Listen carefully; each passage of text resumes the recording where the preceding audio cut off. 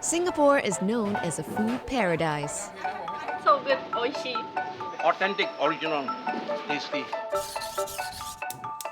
It's a hard-earned reputation built on the toil and culinary genius of the island's kitchen masters.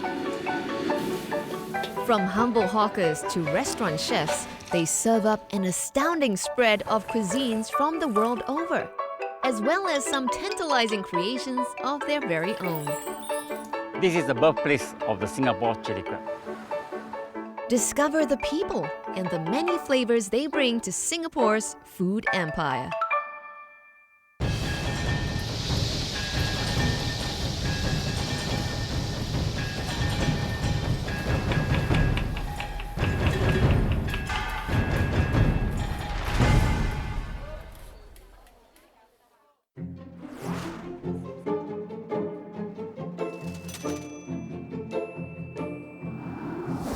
Rice, a culinary canvas on which delicious masterpieces are created. From the colorful, classic, to the free-flowing, there are countless ways to appreciate this Asian staple all over the island. Once the seat of power of the island's Malay royalty, Kampong Glam is older than modern Singapore itself. Early migrants brought recipes and ingredients from their hometown, and soon this place flourished into Singapore's mecca for halal fare. Rice dishes are big here. For many Asians, no meal is complete without rice. The streets are lined with restaurants specializing in rice dishes. And few are as iconic as Rumah Makan Minang. For over 50 years, this restaurant has been selling nasi padang, which is steamed rice topped with a variety of dishes from Padang in West Sumatra. Together with his family, Hazmi runs Rumah Makan Minang today. He grew up in this area and remembers vividly how everything started. Behind here is where I used to live. So my grandma used to operate a home canteen inside our personal kitchen. So they would come inside the house and they walk through the living room and through the small aisle where we used to have. And they go inside our kitchen and just eat lah. So we at home like normal watching TV, see like strangers going inside the house. So it's kind of weird lah, but I got used to it. So it was it was a great experience that I had lah. Hazmi's grandmother, Cik Rosma, hailed from Indonesia. She started selling nasi padang along Singapore's Kandahar Street after she got married. It was known then as Tombstone Nasi Padang because the shop was near a tombstone maker. Actually, 1950 business very slow because I noticed my mother said only one chicken buy. One chicken cut into two, also not finished. So my mother modified all the menu, make nice lah. So from there, I noticed when I was 5 years old or 4 years old, people from kapal haji come to Singapore because last time haji is transit to Singapore from Malacca. So all the people in kapal haji need to eat. So one of the Pak Haji is cycling from Minto Road, come and see my mother. She called my mother Rosma. Rosma, I give you business, can or not? Can. You can packet a rice, 60 packet every day for the kapal haji or the people who want to go haji lah. This is her specialty, beef rendang. It can be kept for a few days without refrigeration. Just add some rice, and it becomes a meal to savor on the long boat journey to Mecca. Traditionally, Indonesian beef rendang uses buffalo meat. But in Singapore, it is made with beef knuckle, which is more tender. Rendang's strong flavors come from the mix of spices like nutmeg, which has a sweet aroma. With every bite, more flavors are released. Some people, they masak rendang, cook rendang, but you see the color same, but when you taste, it's different. They like to put the Indian powder. We all know, we all make ourselves. We buy the wapala, that one, we knock, and then the ketumbar also, we make it dry, and then we knock a little bit, we put. My mother always teach me how is rempah must be complete, good, and then you don't locate like you put this one a little bit, no. Make more beef, beef rendang, more ingredient. Some people dry, you know. Oh, no gravy. Customer come to my shop, they always asking more gravy. Contrary to what some believe, the meat is not left to marinate overnight. It is all done on the stove, where myriad flavors are infused into the beef as it slowly cooks. The reason why we keep stirring is because we don't want it to be burnt below part. And this is not like 30 minutes of making rendang, it's hours of making rendang. At Rumah Makan Minang, they take pride in their rendang, as the Minangkabau people from Padang claim to have invented it. First thing, if you go to a Minang shop, if you don't know whether it's very authentic, is you need to taste the rendang. Rendang is the most important thing in the Minang food, because if you Google on rendang, where it actually originated, it's actually from Minang. Whenever I go somewhere around the world, right, okay, let's say you back to Indonesia and you try Minang food, you know, when you taste, the first taste is just the food memories. Just think back, this is what my mom used to cook for me. Another distinctive characteristic of Minangkabau food is its spiciness. At this restaurant, they specialize in making sambal, or chili sauce. This is my green chili, that very popular. People who come to my shop always asking for the green chili. Boring, you always say red chili, now change to green chili lah. Because chili got two types of color. This one, you put fish on top, brinjal, all this. You just leave with the plain white rice, it's sedap already. No need to put other thing. This one, very good, nice. Sambal hijau is served slightly undercooked to preserve the freshness of the chili, which complements the rich flavors of Minangkabau food. In the old days when life was more austere, many would just have plain rice topped with some chili. It's the perfect condiment to spice up a simple meal. The family works hard to stay true to their Minang roots, and this is what many customers line up to savor. My favorite is the green chili fish. Anything that goes well with sambal balado, I'll go for it. Man. Spice up your life. The spice and the chili is fantastic. Traditional chicken and chili. This is the best food, best Malay food in town.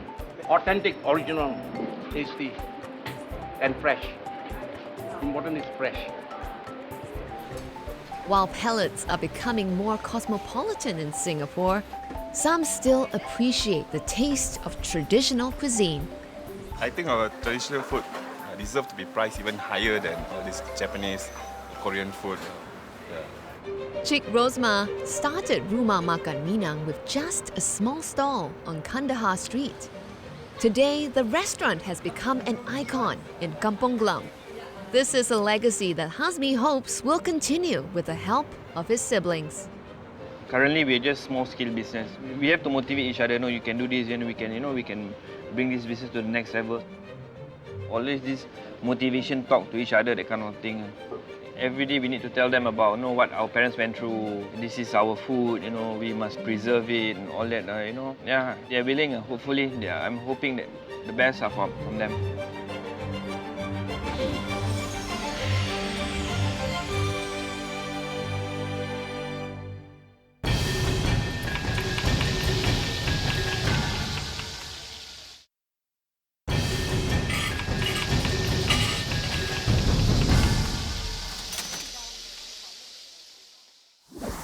Cabbage, squid, pork chop. It may seem like a typical Chinese mixed rice set until. This may not look appetizing for some, but for others, this is what makes Hainanese curry rice so special. What's important is the taste. Curry rice has to be like that. It has to be one mountain all mixed together. Fantastic. Still love it. You always think about curry, you will think about kebab. It's 11 a.m. and the queue for lunch has already started forming outside a corner coffee shop in Tiong Bahru. Every day, thousands of plates of curry rice are mixed, lathered and served in this famous gravy. For most Chinese people, rice is eaten at almost every meal. It can get a little dull. So to perk things up, Lu prepares a big wok of his famous gravy. 这咖喱就是用天然的东西做咯，就是南姜、黄姜、长毛这些咯。 To make sure the gravy can hold everything together on the plate, Lu adds a little something extra. 我还要放粉下去，不然它不会搞搞啊。 Lu may make his signature gravy in plain sight every day, but he takes no chances with the curry mix. 我的祖传秘方就是在里面，它好像我的保险箱一样。 Lu keeps his curry base in this fridge and only brings it to the shop when it runs out. It takes Lu about 3 days to make this curry base. He follows a recipe that has been in his family for decades. 最重要的就是我父亲教我的那个咖喱料，这个咖喱料就是我们的秘诀了。这个是你专吃的一种方法了。 我父亲他咖喱饭是跟他的姐夫学的，他的姐夫曾经在那个娘惹的家庭打过工了。 During the colonial days, Hainanese were employed as chefs for the British and wealthy Peranakans in Singapore. Pork chop from the colonial masters, curry chicken, babi ponte and chap chai from the Peranakans. Hainanese cooks adapted them all and created Hainanese curry rice. Lu started following his father from a young age. 我8岁就自己去巴沙买鱼了。我父亲呢，他一直强调说，你做生意就必须要买新鲜的东西啊，然后才能够留住顾客啊。这手都很新鲜啊，你看它的头啊、眼睛啊，而且它的肉很厚啊，你感觉得到它会很新鲜的。弹性的意思是说，你咬下去就会有那个 QQ 的感觉咯。 Today, Lu runs the stall with the help of workers. He does everything from serving customers to making his signature dishes. A favorite at Lu's is the pork chop. The shop uses fresh pork from Indonesia as well as frozen ones from Brazil. They may seem similar to many, but the subtle differences are not lost on an old hand like Lu. 这个是印尼的猪肉。 跟冰厨的不一样咯，当然这个比较贵，这个吃了就口感比较好啦。 A couple of whacks and the meat yields to the master. The tenderized pork loin is covered generously in biscuit crumbs to make it extra crispy. 现在比较少人用饼干来做霸扒，用这样好的那个原料去做了。现在的人都是追求好像 fast food 这样啊。 以前就用手打片到现在咯。以前的海南人都跟按摩打工嘛，所以咖啡啊什么都是海南人的专长嘛。Fresh off the wok, the crispy batter of biscuit crumbs and flour provides a delicate crunch, while the meat remains succulent on the inside. Finally, the pork chop is covered in tomato sauce to give it an extra zing. From Western-style pork chop to Malay asam prawns, Hainanese curry rice is a tantalizing fusion of flavors that are held together perfectly by Lu's special curry. Tucking into a plate of curry rice is like taking a bite into Singapore's multicultural influences. 以前我们卖咖喱饭的时候就是这样的淋法咯，我父亲的手就是这样做出来的，算是一种特色了。 全部都掺在一起，看起来不是很美观，吃的时候就觉得非常好吃了。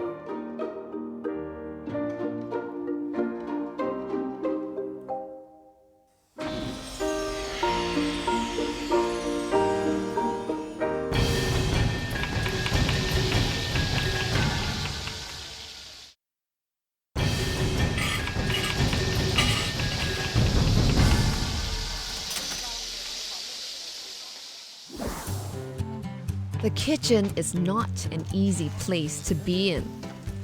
It's hot, greasy, and cramped. And most kitchens in Singapore are still a male-dominated world. That is why when Mei Mei decided to start her own roast meat business, she had her fair share of detractors. 20-30年前我在厨房呢，全部都是男的，所以我做在我在跟鸭子冲凉，冲好给老板，烧叉烧也是男的啊。有些人就说你一个女人你是不能够做的，他说我给你3个月是最长的时间，你一定倒，就3个月是给你长了，你最多是2个月，你一定倒的。他要出来做的时候啊，他差不多1个月不能睡觉，这样他就一直担心他做不来。那个时候我有出来帮他了，我在后面一直支持他，跟他说不要紧啦，那个钱不要他了，输掉就去打工了。人生是这样嘛，你没有去搏，你不知道你可以不可以。而且有很多人跟我讲，他说女孩子尽量做，而且这么小力。我说要做才知道嘛。